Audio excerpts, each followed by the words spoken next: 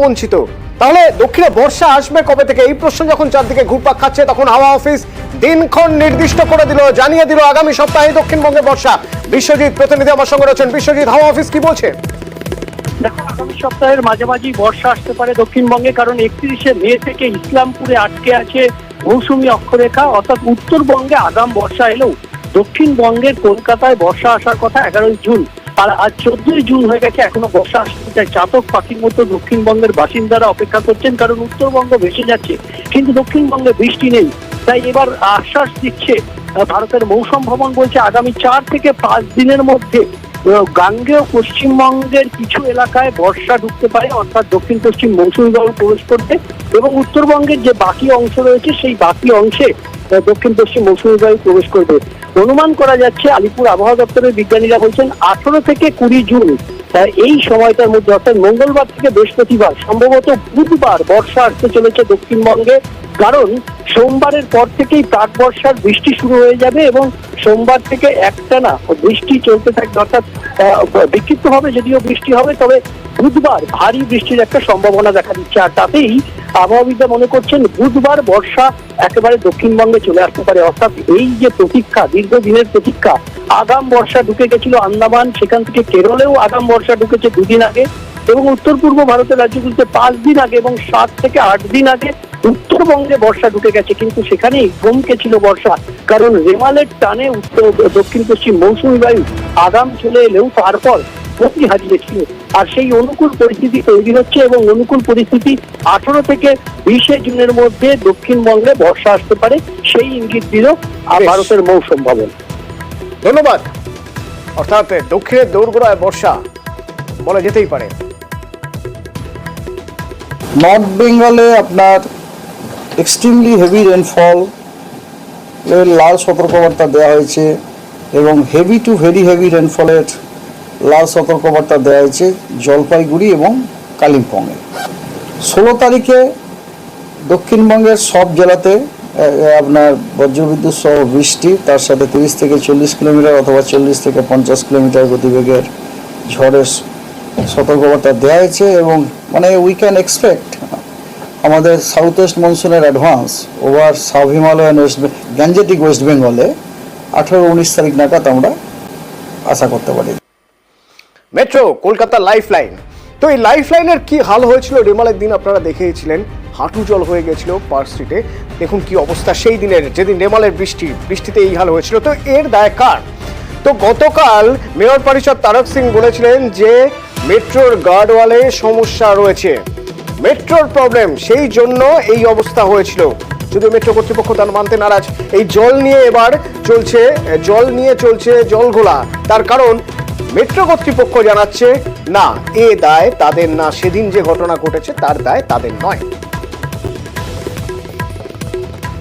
এটা হচ্ছে মেট্রোর একটা গার্ড ওয়াল, ঢুকতে গিয়ে ডান দিকে এই গার্ড ওয়াল থেকে জল সিপেজ হচ্ছে। তো যাতে আনওয়ান্টেড কিছু না ঘটে সেই জন্য এই গার্ড ওয়ালটা আছে, এই গার্ড ওয়াল থেকে জলটা যাচ্ছে। আমরা আমাদের এন্ডে আমাদের ড্রেনেজ চেক করে দেখে নিয়েছি, তাতে আমাদের কোনো ফল্ট নেই। যখন ইন্সপেকশন করেছি ওদের নিয়ে, মেট্রো রেলকে নিয়ে, কোনো ফাউল পাইনি। কেএমসির যে পাইপলাইনটি আছে, সেই সুইপের যে লাইনটা আছে তার মধ্যে দিয়েই জলটা এসে ফাটলটা দেখা যায়। 10 তারিখে joint inspection with the KMC engineers, সেখানে দেখা যায় 1800 কিছু বা 1900 সালের আর্লিতে একটা ওখানে সোয়ারেজ লাইন ছিল যেটাতে পলি পড়ে গেছে। সেইখান থেকে 3টে ফাটল দেখা দিয়েছে, বা 3টে লিকেজ আমরা যদি বলি দেখা দিয়েছে ম্যানহোল ওয়াল থেকে। It is up to him, উনি বলেছেন, আমরা শুনেছি, কিন্তু বাস্তবের সত্যটা সম্পূর্ণরূপে অন্য, যেটা আমি আপনাদের কাছে ডিসক্লোজ করলাম। জয়েন্ট ইন্সপেকশনের পরে কি ঘটনা ঘটেছে সেটা ফ্যাক্টস অ্যান্ড ফিগার্স আমি আপনাদের কাছে উপস্থাপনা করলাম। পার্ক স্ট্রিটের পর এবার কসবা, ফের একবার আগুন লাগার ঘটনা। দুপুর 12টা কসবার অ্যাক্রোপলিস মল আগুন লেগে যায়।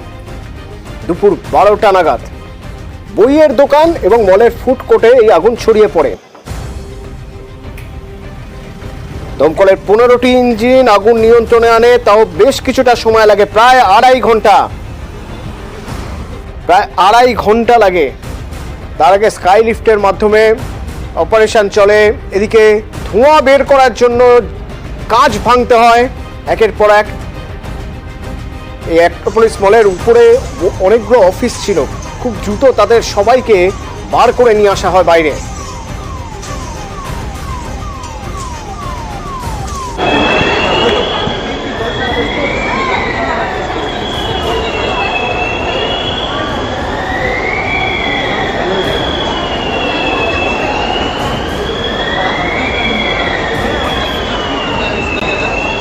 ঠিক সেই সময় যারা ছিলেন সে সময় সেখানে,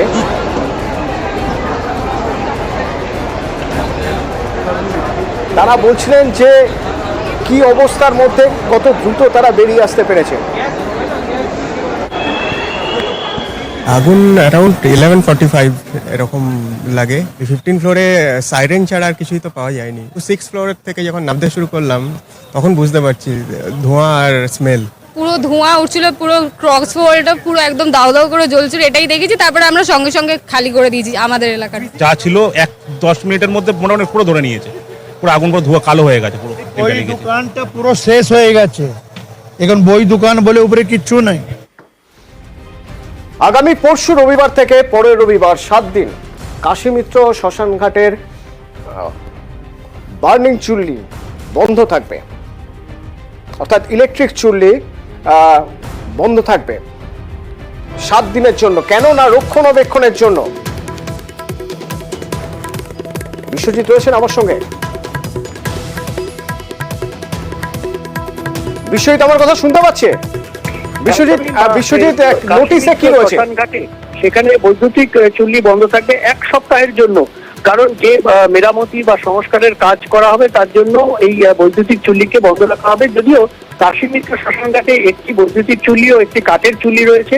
কাঠের চুল্লির যে পরিষেবা সেটি স্বাভাবিক থাকবে, কিন্তু বৈদ্যুতিক চুল্লি নিয়মিত সংস্কার করতে হয়, নানান কাজ থাকে, এবং সেই যে বৈদ্যুতিক চুল্লি সংস্কারের কাজ এবার একটু বেশি সময় ধরে করতে হবে, কারণ একটু ড্যামেজ পরিলক্ষিত হয়েছে, এবং এই যে ড্যামেজ হয়েছে সেটা রিপেয়ারিং এর জন্য 16 তারিখ অর্থাৎ 16ই জুন রবিবার সকাল 8টা থেকে একেবারে 23শে জুন সকাল 8টা পর্যন্ত এই শ্মশানঘাট অর্থাৎ কাশীমিত্র শ্মশানঘাটের যে বৈদ্যুতিক চুল্লি সেই চুল্লি বন্ধ থাকবে। তবে কাঠের যে চুল্লি তার পরিষেবা কিন্তু সেই সময় চালু থাকবে, এমনটাই জানিয়েছে কলকাতা পুরসভা।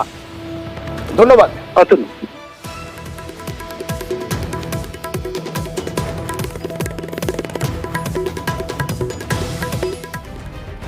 নিয়োগ দুর্নীতিতে ধৃত এবার এক কেন্দ্রীয় সরকারি কর্মী। সিআইডির হাতে ধৃত নিয়োগ দুর্নীতিতে কেন্দ্রীয় সরকারি কর্মী, তার নাম Papai Das. Food sub inspector নিয়োগ পরীক্ষায় প্রশ্ন ফাঁস মামলায় গ্রেপ্তার কেন্দ্রীয় সরকারি কর্মী শঙ্কর বিশ্বাস এবং পাপাই দাস নামে আরো একজন গ্রেপ্তার। আমার সঙ্গে অমিত রয়েছেন। অমিত, কেন্দ্রীয় সরকারি কর্মী যিনি সিআইডির জালে, তিনি কিভাবে ঘটনার সঙ্গে জড়িত বলে অভিযোগ? দেখো, ইন্ডিয়া অডিট অ্যান্ড অ্যাকাউন্ট ডিপার্টমেন্টের তিনি অডিটর হিসেবে কাজ করতেন এই শঙ্কর বিশ্বাস, যার কল্যাণীতে বাড়ি। তাকে পিএসসির মাধ্যমে যে ফুড সাপ্লাই ডিপার্টমেন্টের সাব ইন্সপেক্টর পদে যে নিয়োগ করা হয়, সেই পরীক্ষার নিয়োগ সংক্রান্ত প্রশ্ন ফাঁসের মামলাতে কিন্তু গ্রেফতার করা হয়েছে শঙ্কর বিশ্বাসকে, এবং তিনি এই র্যাকেটের মূল মাথা বা মেইন প্রাইম অ্যাকিউজ বলে কিন্তু সিআইডির তরফে বলা হচ্ছে। সেক্ষেত্রে শঙ্কর ছাড়া পাবাই বলে আরো একজনকে গ্রেফতার করা হয়েছে, তার বাড়ি নদিয়ার পুরুলিয়ায়। গতকাল সিআইডির তরফে তল্লাশ অভিযান চালানো হয়েছিল এবং দুজনকে গ্রেফতার করা হয়েছে, এবং ইতিমধ্যে দুজনকে আলিপুর আদালতে পেশও করা হয়েছে, নিজেদের হেফাজতে যে আবেদন করা হয়েছে সিআইডির তরফে। এবং এই ব্যক্তি যিনি কেন্দ্রীয় সরকারি কর্মচারী, তার কিভাবে যোগসূত্র, কিভাবে সে র্যাকেট চালাতো, এই বিষয়গুলো তদন্ত করে দেখা হচ্ছে, এবং প্রাইম অ্যাকিউজ তাকে বলা হচ্ছে তাহলে। এবং সিআইডির তরফে যেটা জানানো হচ্ছে যে এই ব্যক্তি যার কাছে প্রশ্নপত্র চলে আসছে এবং তিনি সেই প্রশ্নপত্র সলভ করে অ্যান্সার উত্তর তৈরি করে সেই উত্তরগুলো হোয়াটসঅ্যাপের মাধ্যমে পরীক্ষার্থীদের কাছে পাঠিয়ে দিতেন। সেক্ষেত্রে এই যে র্যাকেট যে চক্র চলতো, সেই চক্রের মাথা হিসেবে তাকে বলা হচ্ছে। সে তার যোগসূত্র কিভাবে, সেই পুরো বিষয়টা কিন্তু তদন্ত করে দেখা হচ্ছে সিআইডির তরফে, এবং এই চক্রে আর কারা কারা যুক্ত রয়েছে সমস্তটাই কিন্তু তদন্ত করে দেখা হচ্ছে। এবং সিআইডির সূত্রে খবর, কয়েক মাস আগে বেশ কয়েকজন পরীক্ষার্থী স্টেটমেন্ট থেকে এই পাপাই দাস এবং শঙ্করে কিন্তু তথ্য পেয়েছিল সিআইডি কর্তারা। ধন্যবাদ।